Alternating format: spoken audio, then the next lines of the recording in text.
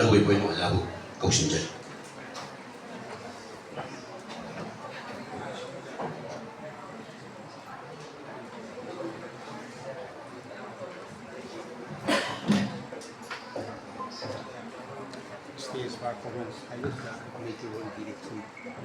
Ngasi Manipuri Department amadi Lining Nauria Flow There's Ani na kusam naraga Pangthok Chaliba Manipuri Lon gi Numitse Masida Subyam na mapung na pangthok kani haibase ay mo da kitang Chamam narambani maramdi ay masigi wafam se sendok take ay ko department ki wajasing ki mai kai de bisu ay mo da kitang pau je hana hai ki haibiki waro bakana su yaw bo mali adu buta seng na maki di mind si sida yam thada bagi buta ay di kai mo si wakal se amada kanna thada ki ba matam oi ba haibagi university ki si taw o haibisi syllabus ku sem gadar mark ku taw gadar adi parikha ku taw gadar si yamna schedule si umba ma oi ki bagina kitang lampi haida khana nei na hogadaba se masi ai khara wat khre aduga tawbadagi ai nangauroi haibasi khalakpadagi ai na chinba schedule mayam sigi maraktagi numit humni marini wat haida ai meeting si macha madi tawi tawriba meeting sidaisida ai na si tawrasi haidana yanakibagi matungina pangthokhiba thauramni taseng namakidi masigi ayamba daita oja sana tombana lawbiki aduna sukyamna mapung phana pangthokpani haibasi ai mayamgi mafamda thamjage oja mayamna khanaraga tawgadaba timing se handaki schedule sida khara wana thokhiba haiba tare sigi damakta department ki oja singa amadi lampi lengbi khudengmakna ngapi gani maramdi masigi schedule si khara mamang da tawramagadi bc phawa akoina si guest ki phangamgadabani aijaba yaramgadabani adubo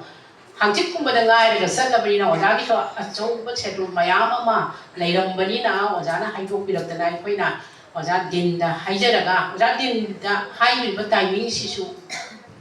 hayeng ni hangchik ni haibi timing dudane koi haijari sisu ado oja din harau yabirai aduga loina invitation su ngarang khaktang ui haibise sumi namba ngarang khaktang loiraga mada thanabani din gi su aduni aduga department oja sing su department gi na laiba mana ai no WhatsApp group ta dum thagat sagi bani aduga CAD sakrabo oja sing gi na thongda aduga chatribana masa da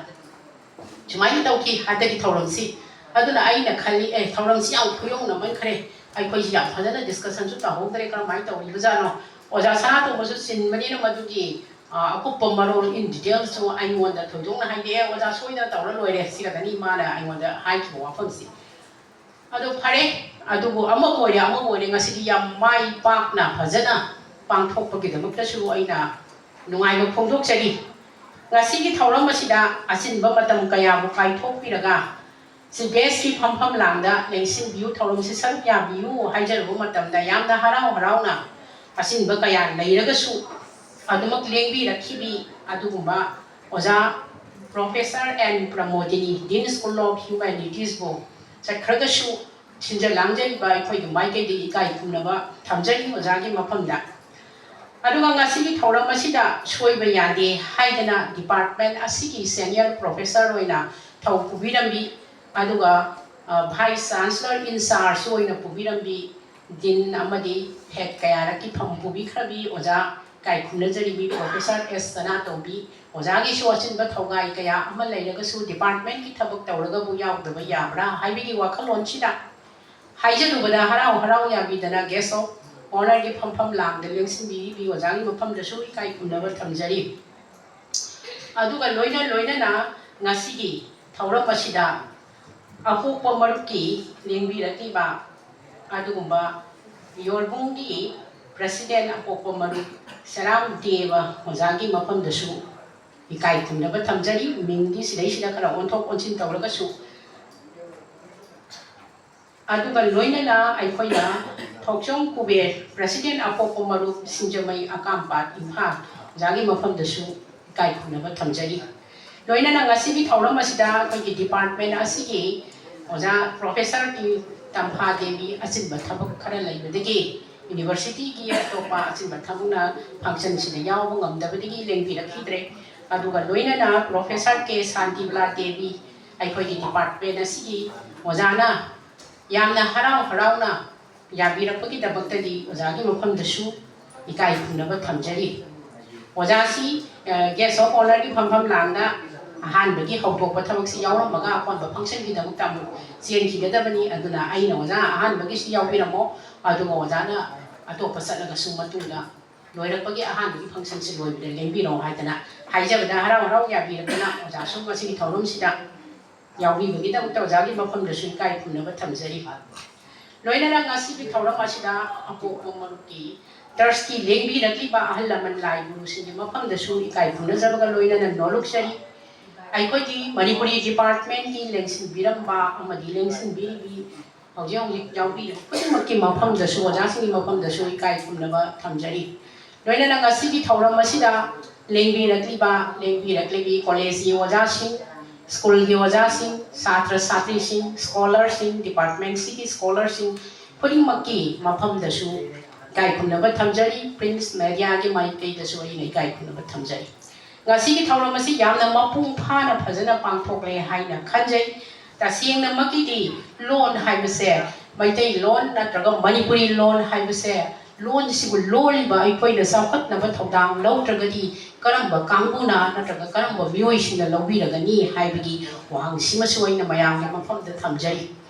loan asi saukhatlange haibagi stage da hana ngangbi khiba oja mayamna mathang yamna marikshumna ngangre ngambirabne aduna ai hakna madugi maramdadi thoidokna haijadragasu aikoina 8 Suba schedule sallaba matungda loan sina phangliba kanaba singi matang si oja sanato mina yamna fajana explain sandongna tapirame adubu haujikse aikoina awaba amadi loan sina 8 Suba schedule da jankragasu classical oiba loan gi fajabasida di koi sangatpa ngamjise masigi problem haibadi rongsa sing sisu mayam si punshin naraga sigumba seminar kaya discussion tawre hariga kar maina oihan ba yabage wadi basina karino hapadabane karino masida aigi modna aina hairi basna loire haidana lepna bataragati ai koina khumang chawshin sangshin bada khitang wagadra haibase wakaloni maramaduna punlaga discussion tawraga sina yati haibagi khana naina base asuki matik darkar lei ngasi loan si pangthoga ai koina numisindong ningsing banataba loan si pangthoga ningsing hibasigi ai koina khudung ilapa koina pangthokpa yariba thodang sindi khana naina bagi Thouram pangthoga hena chapal hanabagi awat pasingsi kari hapsan gadege haibina singbasigi maramda aikoi yamna kupna khanaba amadi darkar lei haiba wafam si thamjage maramdi aikoina lining hana thambiramliba maye adigi hauji aikoi government recognize tawraba maye ani sida yamna khenaba masak amasu aikoina uri sigumba khenaba singse masi punsin ba yamagi masak ama laktragadi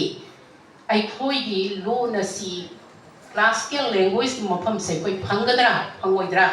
haibugumagi wafam amakak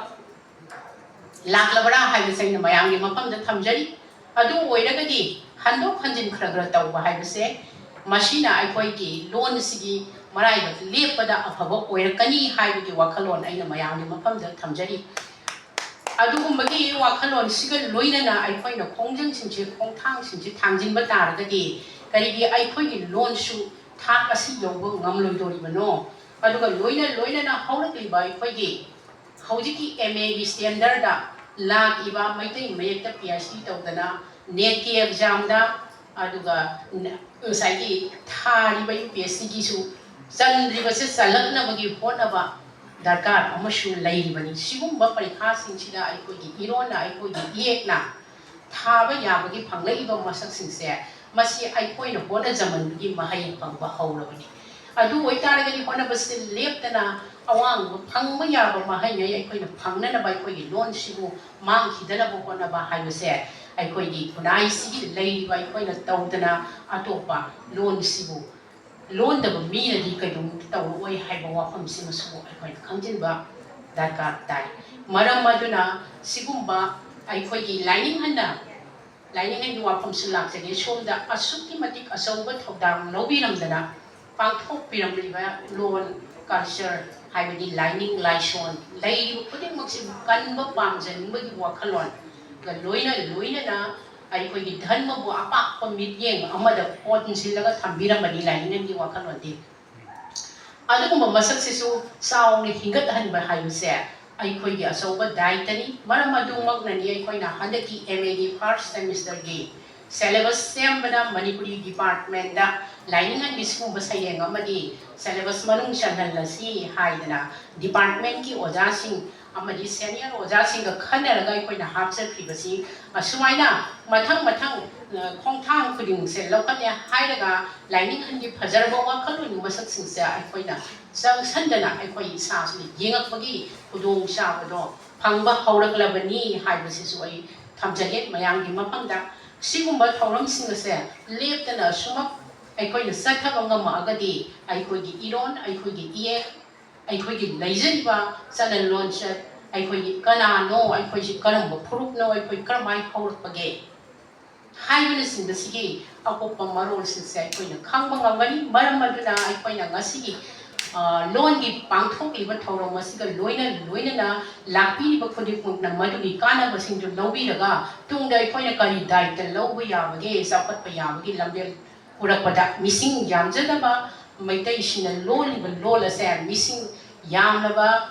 Miam na loan de gisu kari shuta na team makoi na phangli ba mapam makoi na kanli ba mapam ai koi gisu lok de bayade phang de bayade hai ba wakalon siga changshin na si hai ba wapam si thamjaraga ngasi gi matang si de tension jarake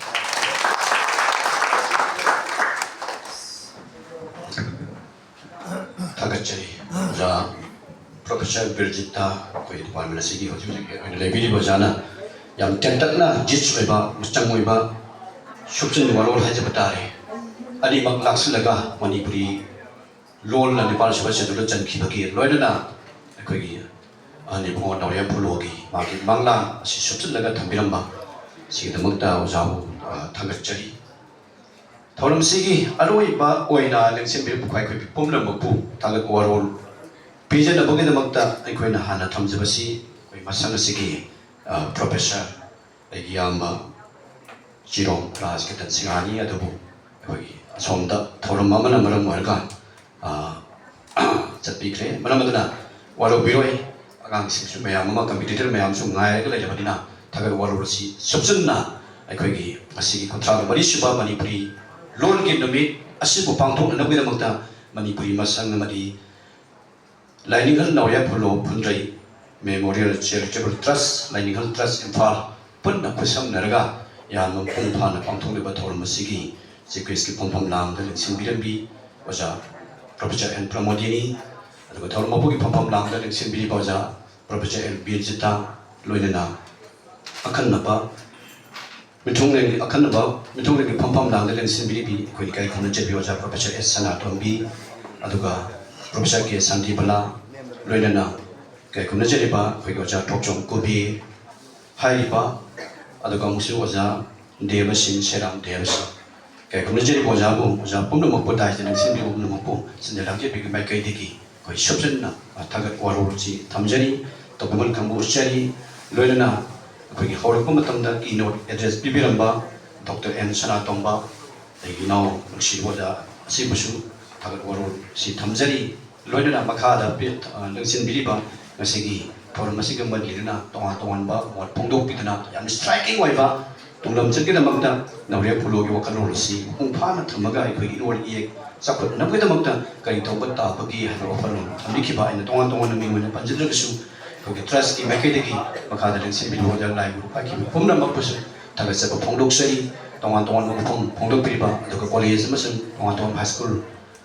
education institute kaya tingin ang bilag pa, mahiloy sing, ojasing, Pagi pula maksud senjata dia bagi kita tahu sebab pungdok seri itu kan. Hai buat Thouram masih malik napang kuni makta mapung pana sel. Ya bidanam yawan bigan ribu tamu tahu biri gadol iba. Pernah mandi datuk media lagi melopang sih bilang bilang bak suki mutik yang dengan sih bilang pasti pengomong kerja melopang sih masuk tahu sebab pungdok seri.